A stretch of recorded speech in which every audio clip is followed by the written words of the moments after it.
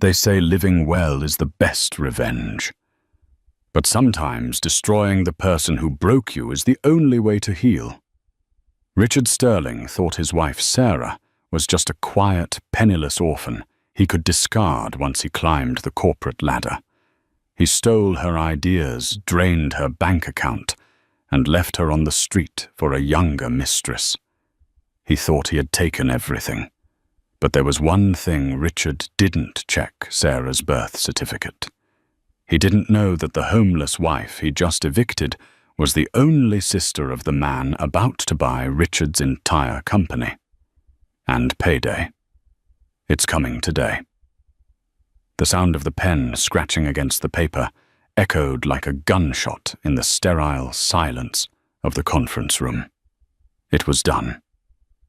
Richard Sterling capped his Mont Blanc pen, a gift Sarah had saved for 6 months to buy him 5 years ago, and slid the divorce papers across the mahogany table. He didn't look at her. He looked at his watch, a platinum Rolex Daytona, checking the time as if he were late for a lunch reservation rather than ending a 10-year marriage. "It's generous, Sarah," Richard said, his voice smooth, practiced. The voice of a man who had spent the last decade charming investors and backstabbing partners. "You get the Honda. You get your personal effects. I take the portfolio, the house in the Hamptons, and the intellectual property rights to Project Aegis." Sarah sat frozen. The leather chair felt cold against her back. She looked small in the oversized boardroom of Sterling Dynamics, the company she had built from the ground up alongside him. Project Aegis wasn't just IP, it was her code. It was the algorithm she wrote late at night while Richard was out networking, which she now knew meant sleeping with Jessica, his 24-year-old PR director. "Richard," Sarah whispered, her voice trembling, not with sadness, but with a shock so profound it felt like paralysis. "That algorithm is mine. The house, my grandmother's inheritance, paid the down payment. You can't just—" "I can," Richard interrupted, finally looking at her. His eyes were ice blue, devoid of the warmth she once thought she saw there. He signaled to his lawyer a shark named Mr. Davies from the firm Pearson & Spector. "The prenup you signed was thorough. And regarding the IP, you developed it while employed by Sterling Dynamics. As CEO, I own it. As for the house, the deed is in the trust. My trust." He stood up, buttoning his bespoke suit jacket. "Face it, Sarah. You're a liability. You don't fit the image I need for the IPO. Investors want youth vitality. They want a power couple. Not whatever this is." He gestured vaguely at her simple cardigan and jeans. "I built you," she said, her voice rising. "When we met, you were waiting tables at a TGI Fridays. I taught you how to code. I wrote your business school application essays. I stayed in the shadows so you could shine." Richard laughed. It was a dry, cruel sound. "And that's where you belong, Sarah. In the shadows. Security will escort you out. You have an hour to clear your desk. Don't make a scene. It's embarrassing." He walked out without looking back. Sarah didn't cry. Not yet. She walked to the window of the 40th floor, looking out over the grey expanse of Manhattan. The rain was lashing against the glass. She had $400 in her checking account. She had no job, having technically been a consultant for Richard, with no salary for the last 3 years to save the company money. She was 32 years old, and she had been erased. As she packed her cardboard box, a photo of her parents who died when she was 4, a dried rose from their first date, a stress ball Jessica walked by. The young woman leaned against the doorframe, sipping a green juice. "Make sure you leave the company laptop." Jessica smirked. "Richard needs it for the presentation in London next week. We're flying first class on Emirates. I hear the champagne is to die for." Sarah looked at her. He'll do it to you too, Jessica, once you serve your purpose. Unlikely. Jessica laughed. I'm not a doormat. Bye, Sarah. 2 weeks later, Sarah was living in a motel in Queens that smelled of stale cigarettes and lemon pledge. The generous settlement Richard had promised was tied up in administrative processing, which her free legal aid advisor told her was code for "he's going to bleed you dry in court fees before you see a dime." She applied for jobs, but Richard had blacklisted her. Every tech firm in the city knew Sterling Dynamics. Richard had painted her as unstable, a jealous ex-wife who had tried to sabotage the company. She was radioactive. It was a Tuesday night, raining again, when she saw it. She was sitting in a diner nursing a lukewarm coffee, watching the TV mounted in the corner. It was a segment on Bloomberg Technology. The anchor was beaming. And finally, the unicorn of the year. Sterling Dynamics is set to go public next month with a valuation of $4 billion. CEO Richard Sterling is being hailed as the visionary of the decade for his groundbreaking Aegis algorithm. The screen cut to Richard. He looked golden tanned, standing on the deck of a yacht in Monaco. Jessica was draped over his arm, wearing a diamond necklace that cost more than Sarah's entire life earnings. It's all about vision, Richard was saying to the camera. I sat in my garage for years coding this line by line. It's about sacrifice. I had to cut out the dead weight in my life to truly fly. Sarah felt the bile rise in her throat. Dead weight. He was erasing her history. He was stealing her genius, and the world was applauding him for it. She left the diner, walking blindly into the rain. She felt a deep, dark hollow in her chest. She had no family. Her parents had died in a car crash in Ohio when she was a toddler. She had been put into the foster system, bounced around until she aged out. Richard was the first person she had truly trusted. She reached into her pocket and pulled out her phone. She had one contact saved that she had never called. It wasn't a friend. It wasn't a lawyer. It was a number she had found 3 years ago, hidden in a box of her late mother's things she had retrieved from a storage unit in Ohio. It was a handwritten letter from her mother, addressed to her Alexander. If anything happens to us, find him. He is your brother. He was taken by his father, but he is your blood. Sarah had been too proud to call. She wanted to make it on her own. She wanted to be Sarah Sterling's successful tech mogul. But Sarah Sterling was dead. She dialed the number. It rang once, twice. Blackwood Private Office. A crisp British voice answered. Who is calling? I need to speak to Alexander Blackwood, Sarah stammered. Mr. Blackwood does not take unsolicited calls. Please submit your inquiry to Tell him it's Sarah, she said, her voice cracking. Tell him I have his mother's eyes, and I have nothing left. There was a pause, a long, heavy silence. Hold, please. 30 seconds later, a deep baritone voice came on the line. It sounded like thunder wrapped in velvet. Sarah, is this Alexander? Where are you? The voice was urgent, intense. I'm in Queens, a motel on 21st Street. Stay there. Do not move. I am coming. You're in New York. I am everywhere, Sarah. Give me 20 minutes. The car that pulled up to the dilapidated motel wasn't a taxi. It wasn't an Uber. It was a cavalcade. 3 blacked-out Cadillac Escalades and a Rolls-Royce Phantom.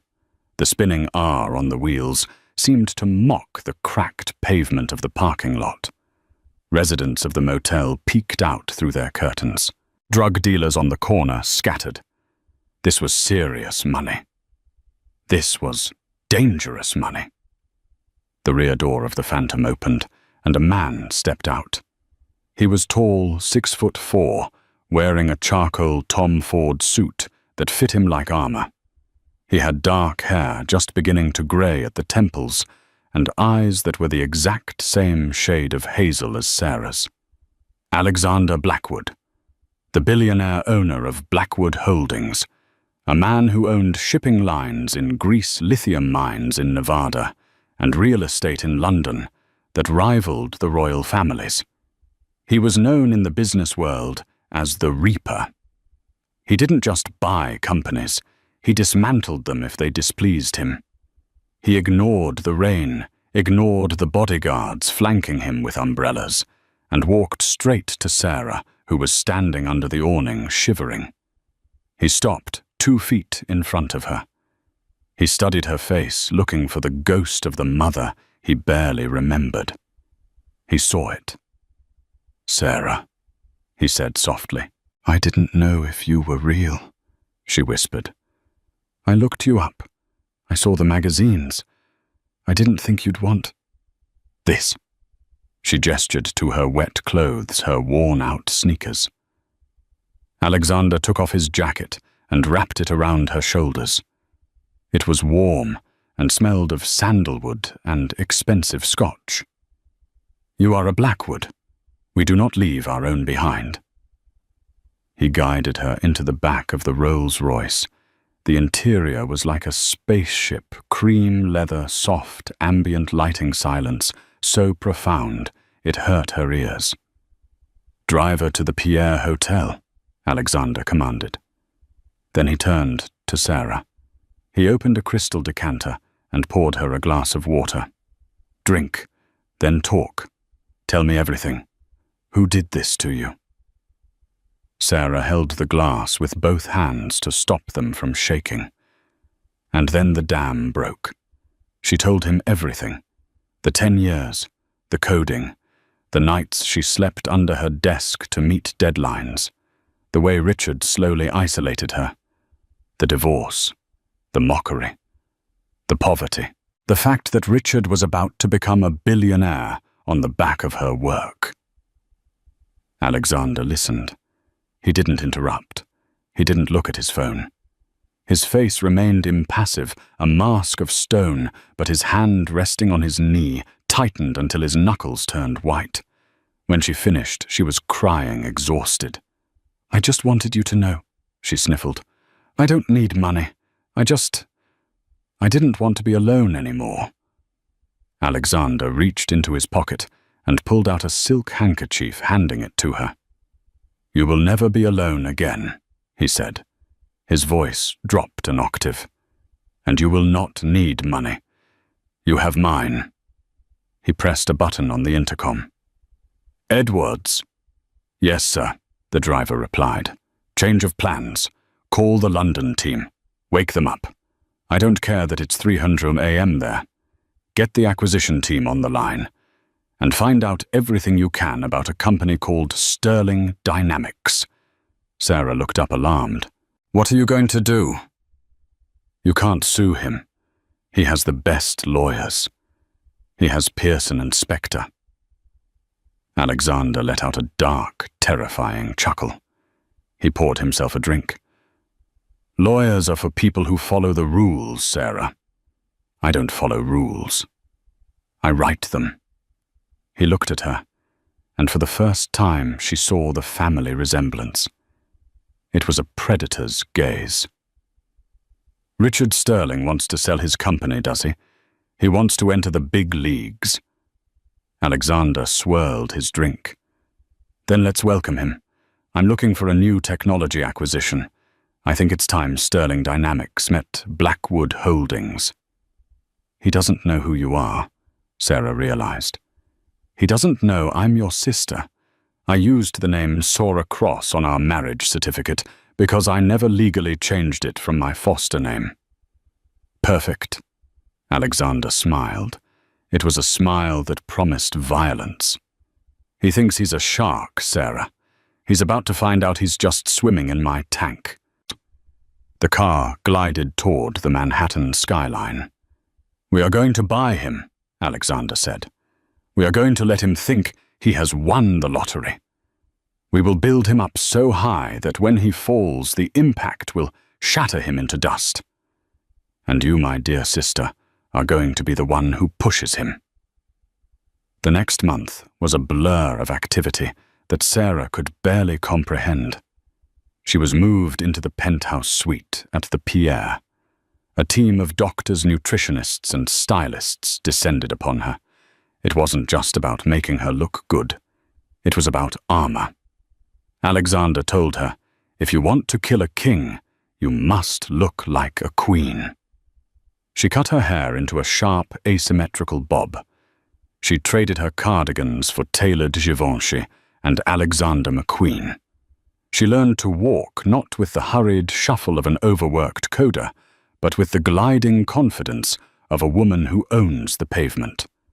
But the most important work happened in the war room of Blackwood Holdings. Sarah sat at the head of the table, flanked by Alexander and his top analysts. They dissected Sterling Dynamics.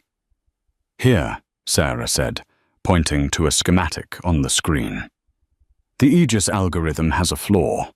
Richard doesn't know it because he didn't write it. I did.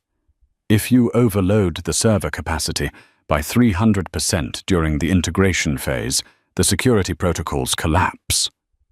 Alexander nodded, impressed. "A backdoor, a kill switch," Sarah corrected. "I put it in 2 years ago when he started acting distant, just in case. I never thought I'd use it." "Brilliant," Alexander murmured. The plan was set. Blackwood Holdings, through a shell company called Obsidian Ventures, made an offer to Richard Sterling. It was an offer too good to refuse $5 billion for Sterling Dynamics, keeping Richard on as CEO with a massive retention bonus.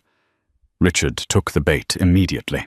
Sarah watched from the shadows of the boardroom, via a hidden camera feed, as Richard signed the preliminary papers with Alexander's proxy, a man named Mr. Graves. "It's a pleasure doing business with Obsidian." Richard smirked, shaking hands. "You'll find our tech is unrivaled." "We are counting on it," Graves said dryly. "The chairman of our parent company will be flying in for the final signing and the gala next Friday. He requires all IP transfer to be completed by then." "Done," Richard said. "I'll have the keys to the kingdom ready." "Good," Graves said. "The chairman is particular. He will be bringing his co-chair. She handles the technical auditing." "She?" Richard asked, raising an eyebrow. "Yes, she is very eager to meet the genius behind the code." Richard puffed out his chest. "I look forward to charming her." In the surveillance room, Alexander turned to Sarah. "He has no idea." Sarah stared at the screen at the husband who had thrown her away like trash. She felt a cold, hard resolve settle in her gut. "No," she said. "He doesn't." "Are you ready for the gala, Sarah?" Alexander asked. "It will be at the Met. The entire industry will be there. The press, the investors, his mistress." Sarah stood up, smoothing the skirt of her blood-red dress. "I'm ready, brother.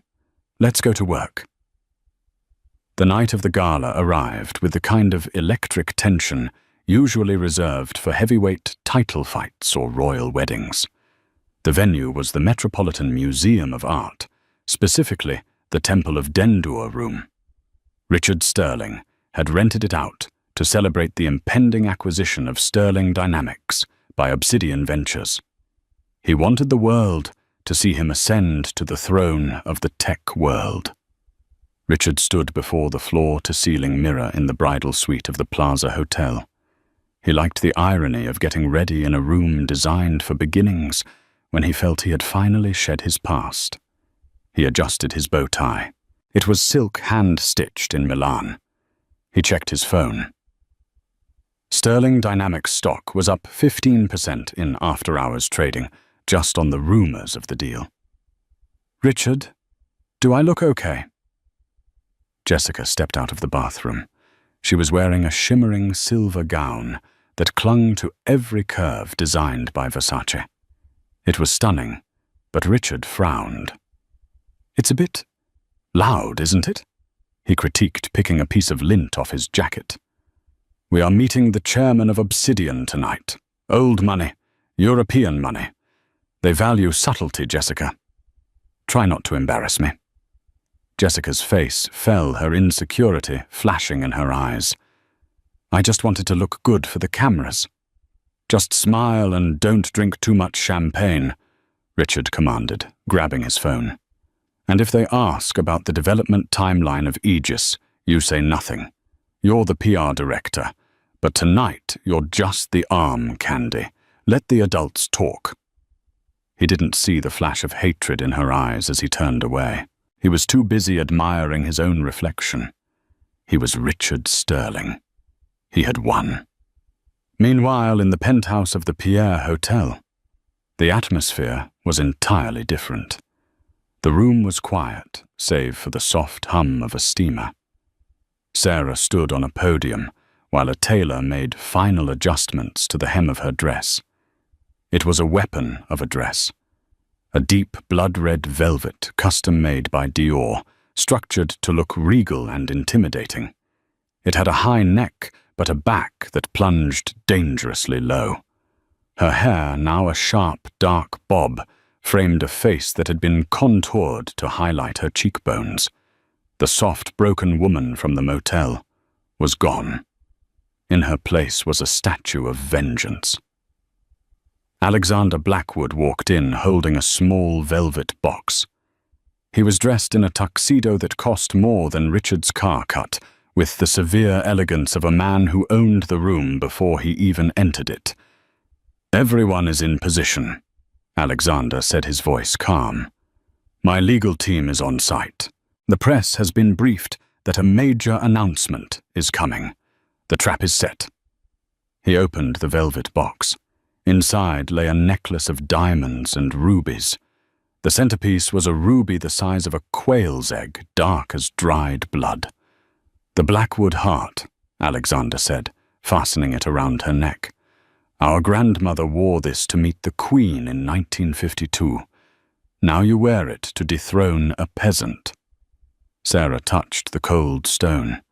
She looked in the mirror. She barely recognized herself.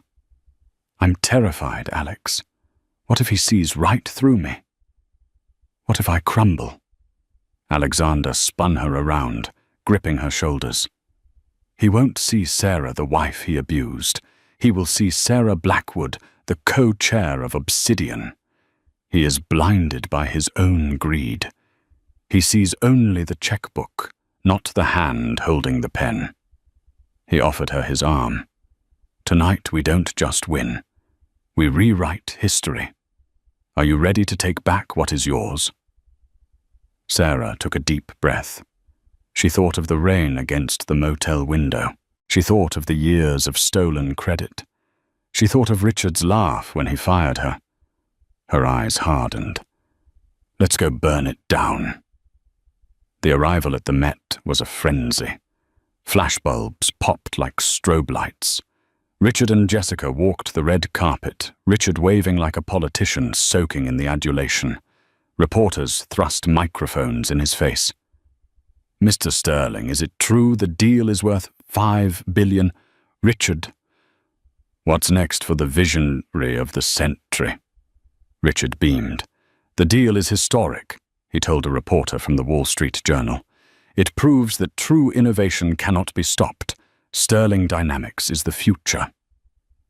Suddenly, a hush fell over the crowd at the entrance. The shouting reporters went silent. Heads turned. A convoy of 4 Rolls-Royce Phantoms pulled up to the curb. The sheer display of power was overwhelming. The lead car's door opened, and Alexander Blackwood stepped out. The crowd gasped. Alexander was a ghost. He rarely attended public events. His presence alone signaled that this was a monumental occasion. But it was who he helped out of the car next that stopped the breath in everyone's throat.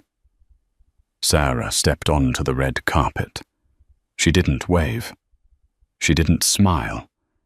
She walked with a lethal grace, her red dress a violent splash of color against the grey stone of the museum.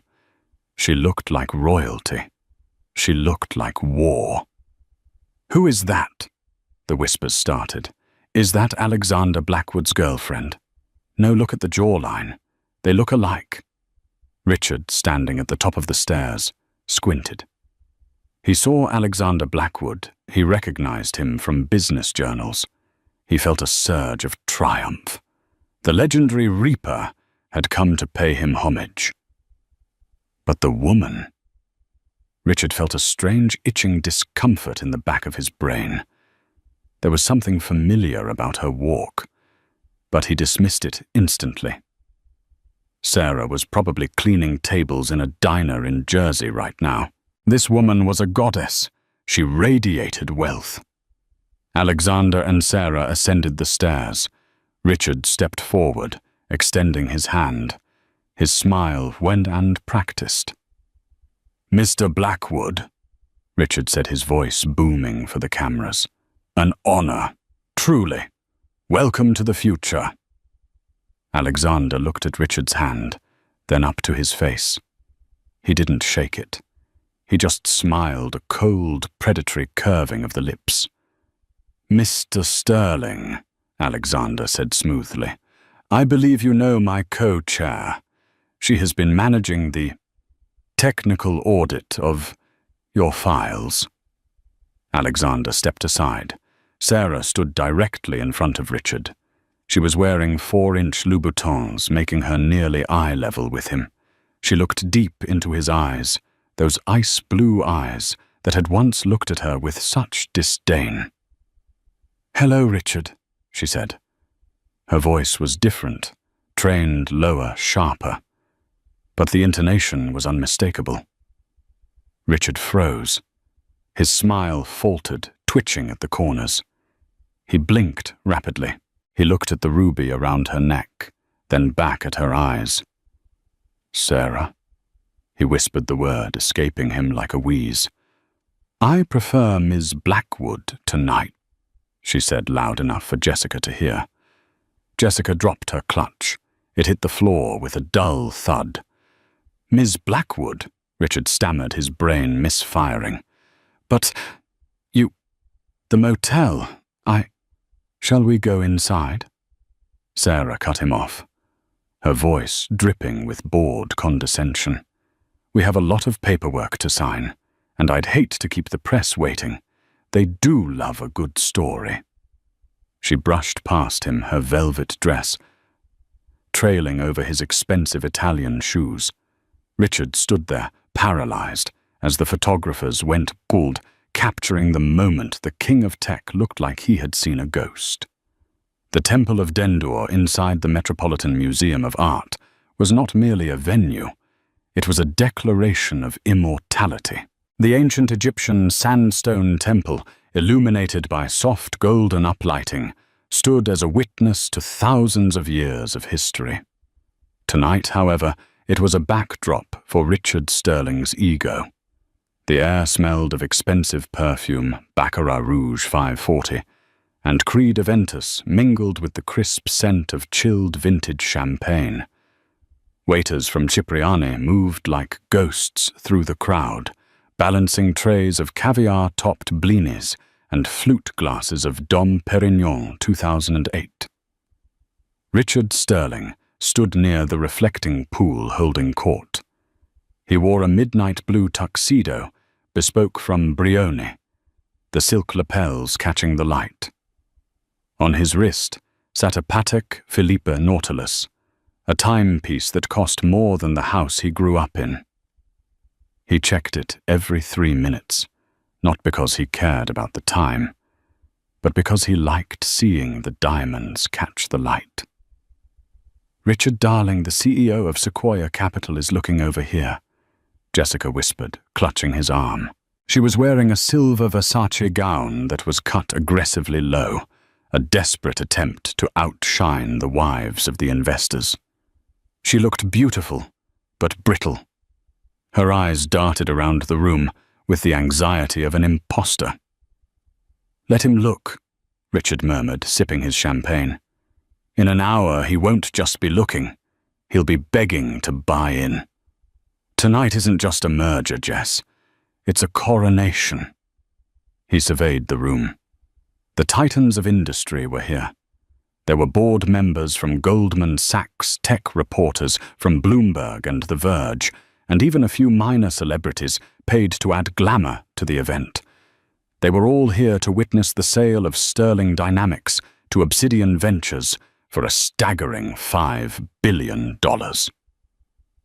"Mr. Sterling," a reporter from CNBC approached a cameraman in tow. A quick word before the signing. "How does it feel to be the sole architect of the Aegis algorithm?"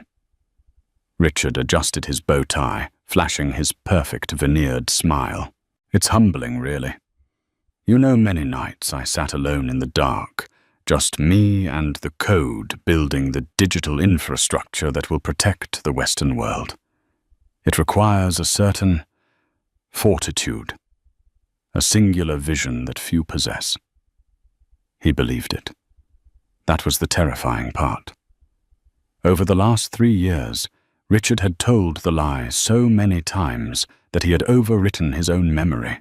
He had forgotten Sarah's hunching form over the keyboard.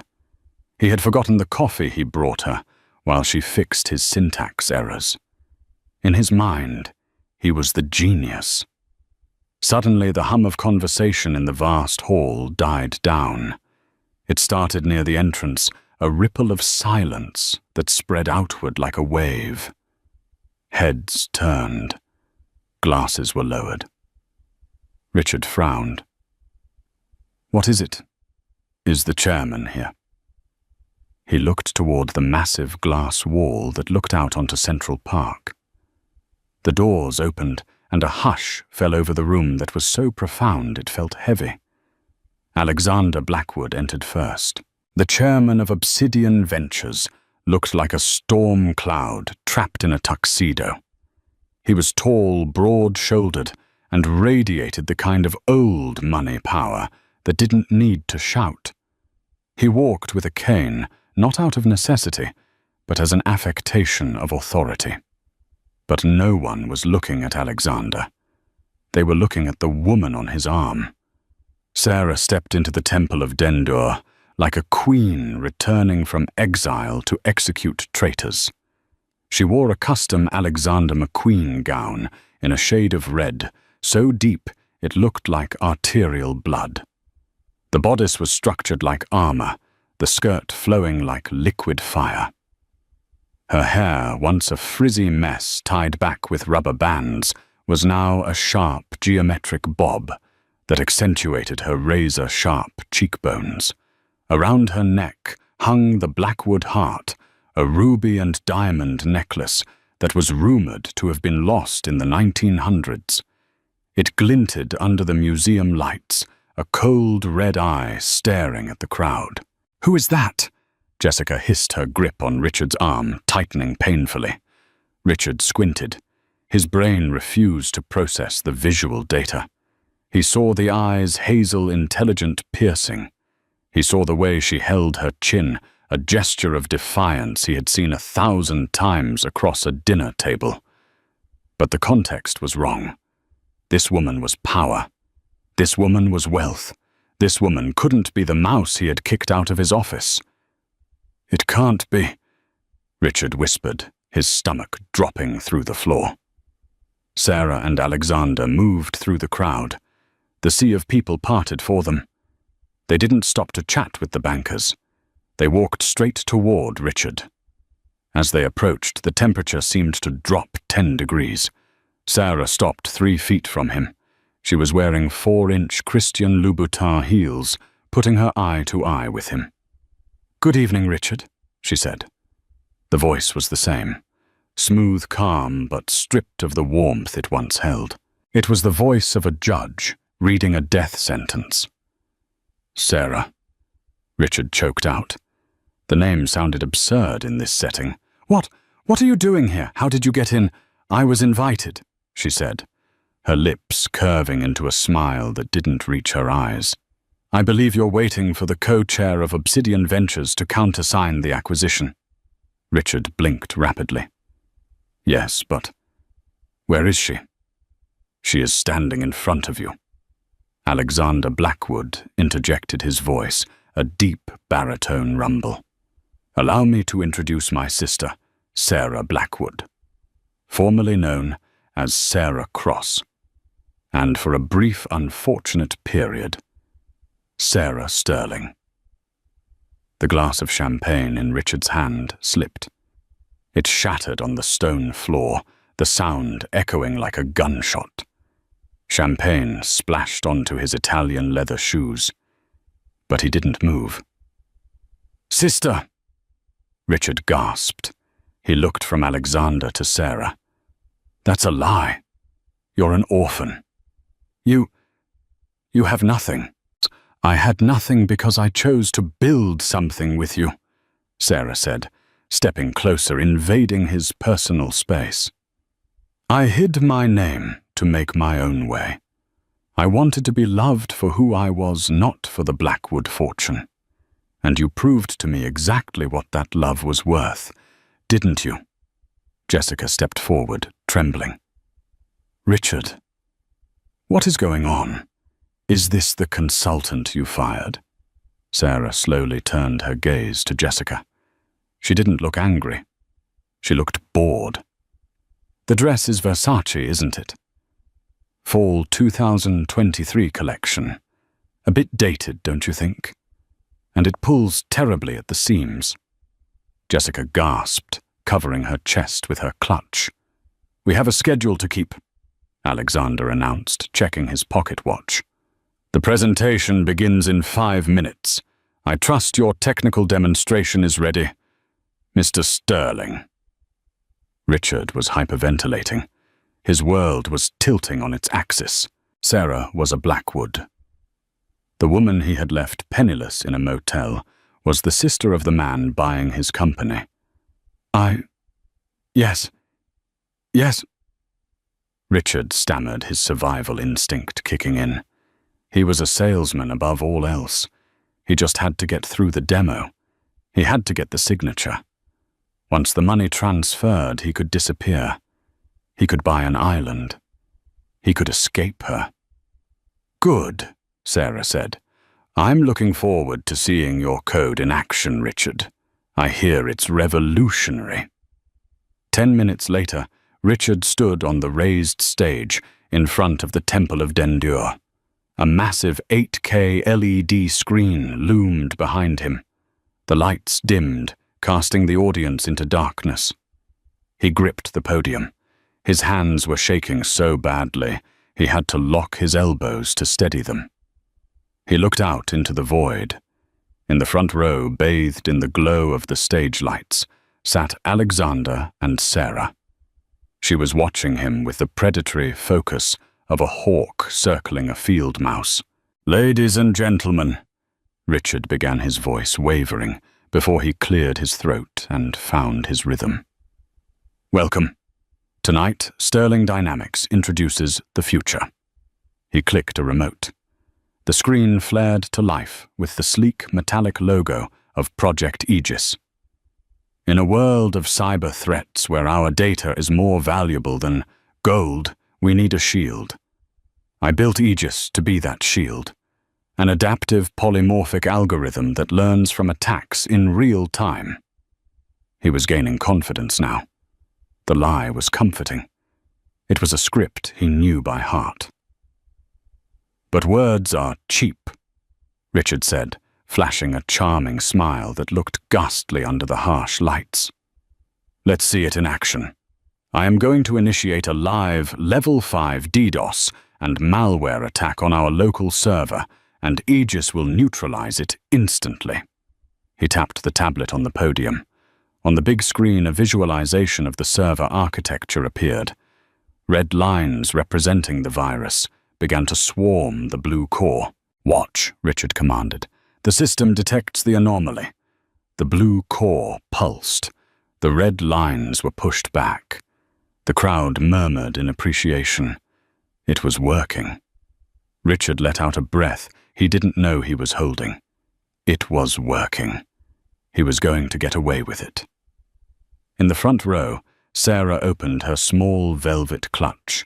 She didn't take out a phone. She took out a specialized Flipper Zero device, modified with a high-gain antenna. She looked at Richard. Their eyes locked. She mouthed one word. Goodbye. She pressed the center button.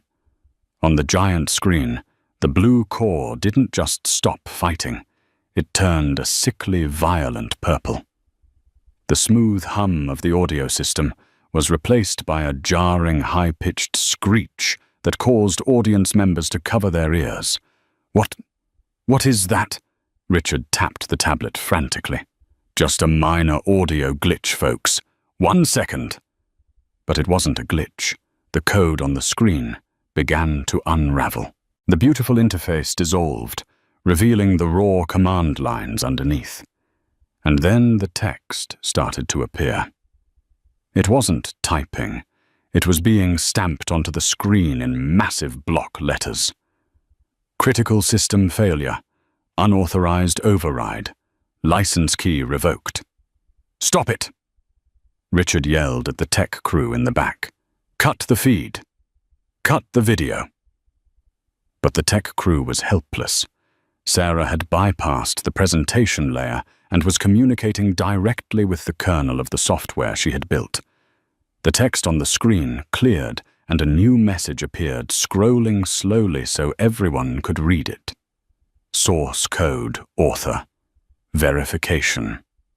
Scanning. Biometric syntax. Author identified. Sarah Blackwood. Knee cross. Current user. Richard Sterling. Access denied. Error. Intellectual property. Theft detected. The room went dead silent. The silence was louder than the screeching had been. 500 of the most powerful people in New York stared at the screen, then at Richard. Richard stood frozen. He looked like a man who had been stripped naked in Times Square. No, he whispered into the hot mic. That's... Someone hacked it. She hacked it. He pointed a trembling finger at Sarah. She's sabotaging me. Arrest her. Sarah stood up. She didn't need a microphone. She projected her voice with the training of a CEO. I didn't hack it, Richard, she said, her voice cutting through the room. I activated the dead man's switch. I wrote it into the subroutine of the encryption layer 3 years ago. Line 40,000. Do you know what line 40,000 says? Richard stared at her, his mouth opening and closing like a fish. He didn't know. He had never read the code. He couldn't even read C++. It says, Sarah continued walking toward the stage stairs, that if the administrative ownership of this software is transferred without the biometric authorization of the creator, me, the code, self-destructs. On the screen, the lines of code began to delete themselves, rapidly, gigabytes of data vanishing in seconds. You're destroying the product, Richard screamed, rushing to the edge of the stage. That's worth $5 billion. Stop it. It's worth nothing, Sarah yelled back, her composure finally breaking into righteous fury. Because it's mine. You didn't build this, Richard. You brought me coffee while I built it. You went to parties while I debugged it. You slept with your PR director while I optimized the kernel. The crowd gasped. Phones were out. Live streams were running. Hashtag Sterling Fraud was already trending on Twitter. Alexander Blackwood slowly stood up. He walked to the stairs and handed Sarah a document folder he had been holding. Sarah took it and tossed it onto the stage. The papers scattered at Richard's feet. What is this? Richard wheezed. That, Alexander said, his voice booming, is a copy of the indemnity and fraud agreement you signed last week. Clause 7A. Richard looked down at the papers. It states, Alexander recited from memory that if the seller misrepresents the ownership of the intellectual property, the seller agrees to pay a penalty fee equal to the proposed valuation of the sale to cover damages, wasted time, and corporate espionage investigation costs. Richard fell to his knees. He physically collapsed, the strength leaving his legs. $5 billion, Richard whispered. I don't have $5 billion. We know, Sarah said, standing over him from the floor, looking up like a vengeful deity, which is why we have already executed a lien on your assets, all of them. My stock. Gone, Sarah said. The house in the Hamptons. Ours, she replied. The yacht. Repossessed an hour ago in Monaco, Alexander added pleasantly. Richard looked around the room. The investors were turning away in disgust. The reporters were typing furiously. He looked for Jessica. He saw the back of her silver dress as she sprinted toward the exit, pushing past a waiter, disappearing into the night. She hadn't even looked back. You can't do this, Richard sobbed, tears streaming down his face, ruining his spray tan. I'm Richard Sterling. I'm a visionary. Sarah walked up the stairs. She stood over him. The camera flashes were blinding, capturing the image that would be on the cover of every newspaper tomorrow, the Queen in red, standing over the crying king in the dust. She leaned down, bringing her lips close to his ear. You're not a visionary, Richard, she whispered. You're a user, and your free trial just expired. She straightened up and looked at the security team, standing in the wings. Blackwood's private security. She nodded once. 2 massive guards moved onto the stage. They grabbed Richard by his arms, hauling him up. His legs dragged uselessly. Get off me! Richard shrieked, his voice cracking. I want my lawyer. Call Davies. Call Pearson and Spector. Mr. Davies is on the phone with us right now, Alexander called out from the floor, holding up his cell phone. He says he is terminating your representation, effective immediately. Something about a bounced retainer check. The guards dragged Richard Sterling off the stage. His tuxedo was rumpled, his tie crooked, his dignity incinerated. His screams echoed through the Temple of Dendur until the heavy doors slammed shut behind him. The room was silent for a long beat. Then Sarah turned to the audience. She didn't apologize. She didn't shrink. She walked to the podium, tapped the tablet, and reset the screen to the Blackwood Holdings logo. I apologize for the theatricality, she said, her voice steady and commanding. But at Blackwood Holdings, we believe in transparency. The Aegis software will be relaunched next month under its rightful ownership. We look forward to doing business with those of you who value integrity over image. She looked at Alexander. He tipped an imaginary hat to her. For the first time in 10 years, Sarah didn't feel like a shadow. She felt like the sun. And as the applause started slowly at first, then building into a thunderous roar, she knew she hadn't just taken back her company. She had taken back her soul. The collapse of Richard Sterling was not a slow decline. It was a free fall. In the 48 hours following the gala at the Met, the legal machinery of Blackwood Holdings moved with the precision of a guillotine. The indemnity and fraud clause Alexander had referenced was ironclad. Because Richard had signed the preliminary agreement claiming ownership of intellectual property he did not legally hold, he had committed corporate fraud on a massive scale. The headlines were merciless. The New York Times, sterling silver turned to rust, the $5 billion lie. Forbes, from unicorn to carcass. How Richard Sterling lost it all in one night.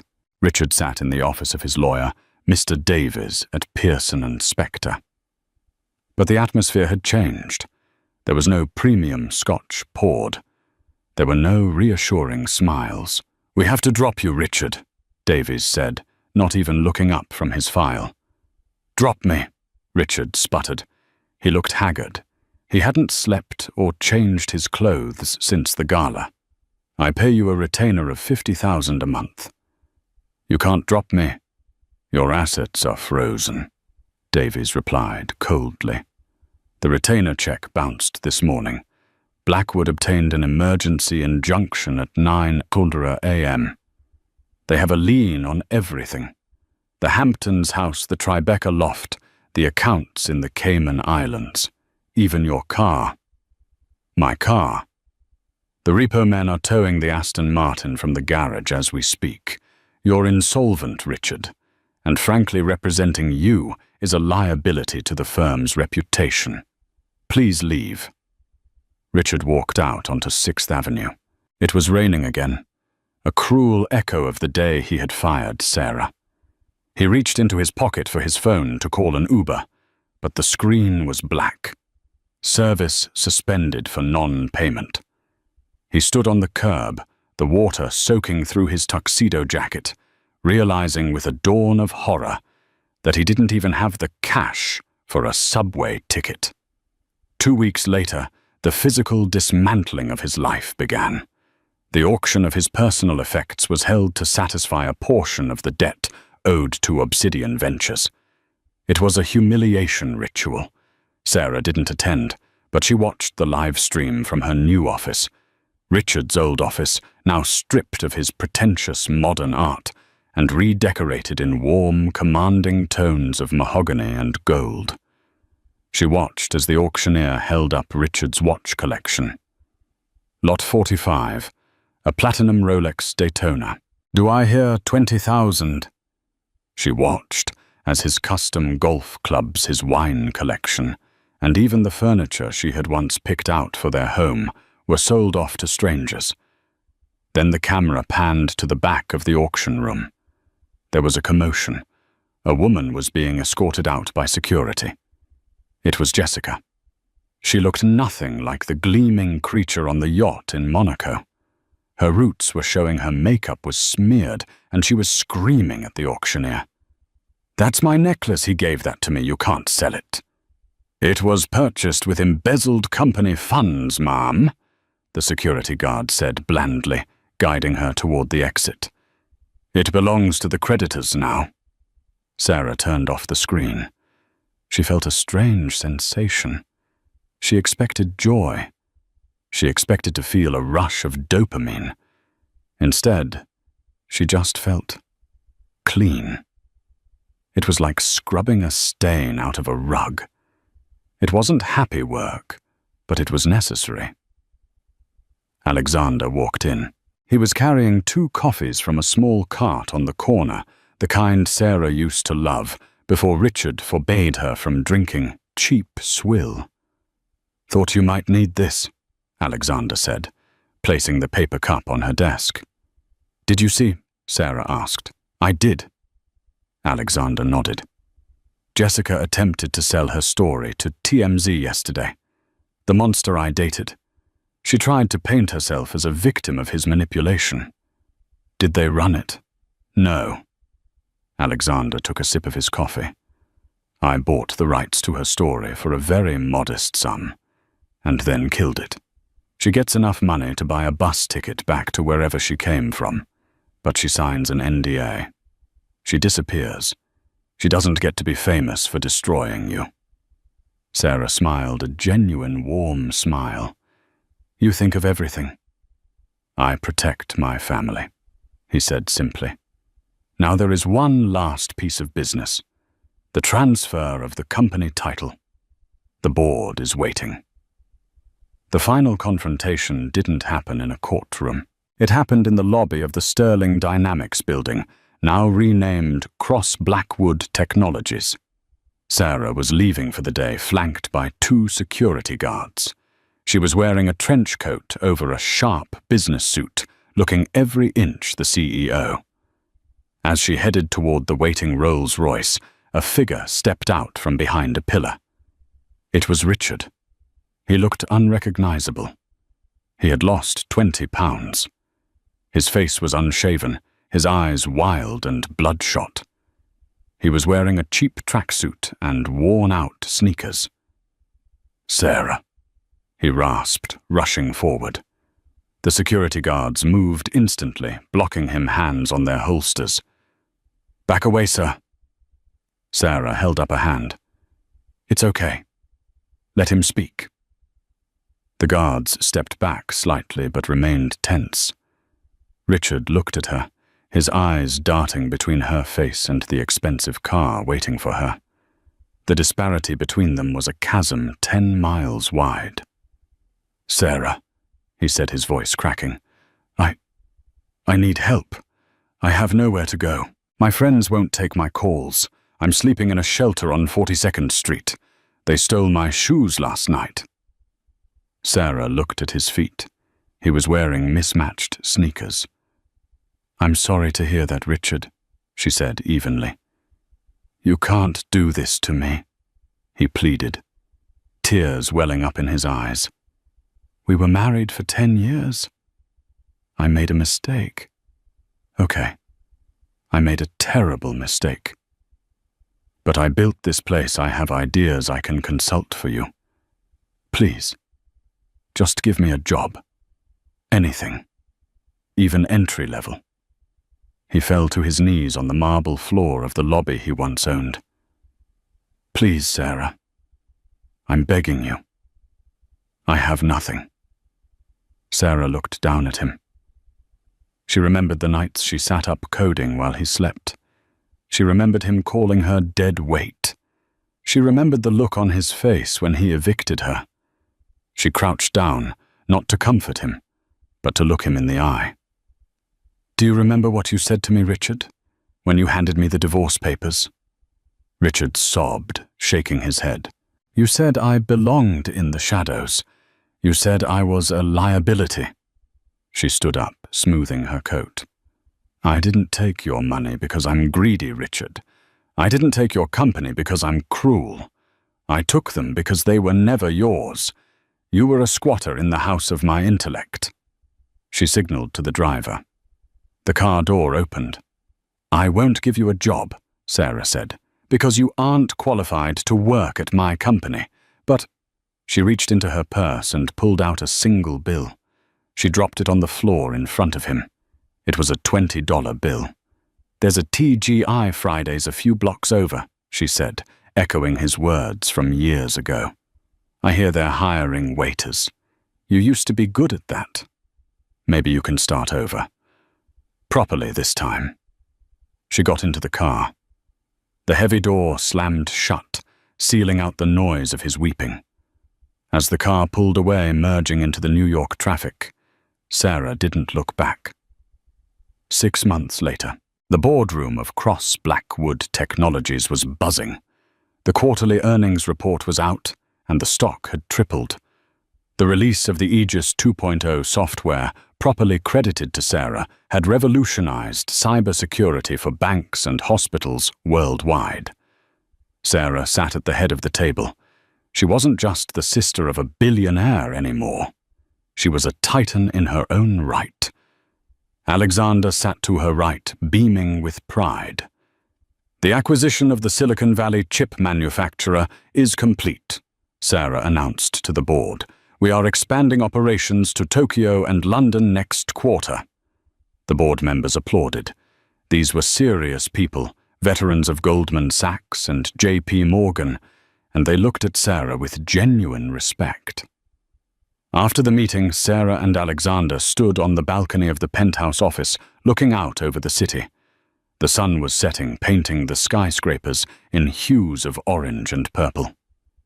"You know," Alexander said, leaning against the railing. "I checked on him. Richard." Sarah looked at her brother. "And he's working at a car wash in Queens. He lives in a small studio apartment. He pays his taxes. He's ordinary." Sarah nodded.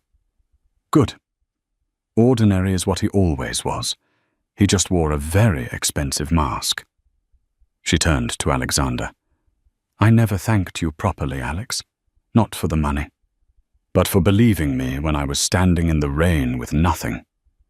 Alexander wrapped an arm around her shoulders. You are my blood, Sarah, but you saved yourself. I just gave you the hammer. You were the one who swung it. Sarah looked at the horizon. She thought about the journey from the scared orphan to the invisible wife, to the discarded woman, to the CEO. She touched the ruby necklace at her throat, the blackwood heart. I'm not afraid of the rain anymore, she whispered. No. Alexander smiled. You're the storm.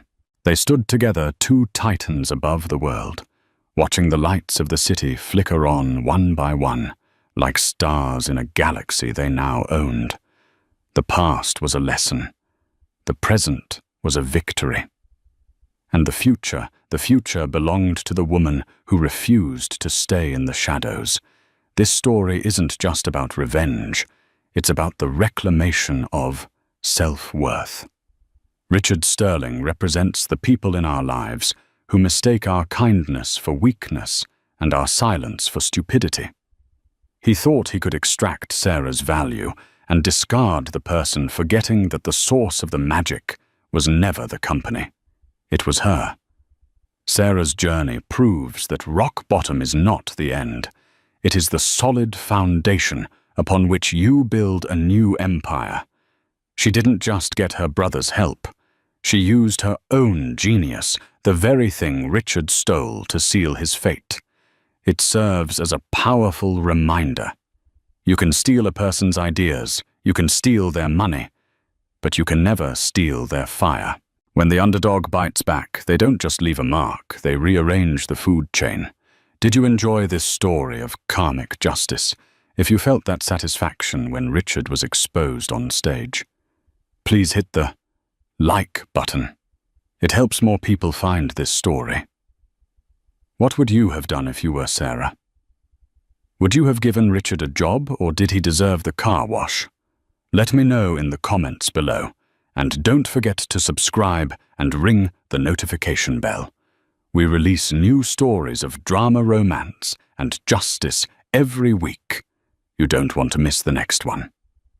Thanks for watching.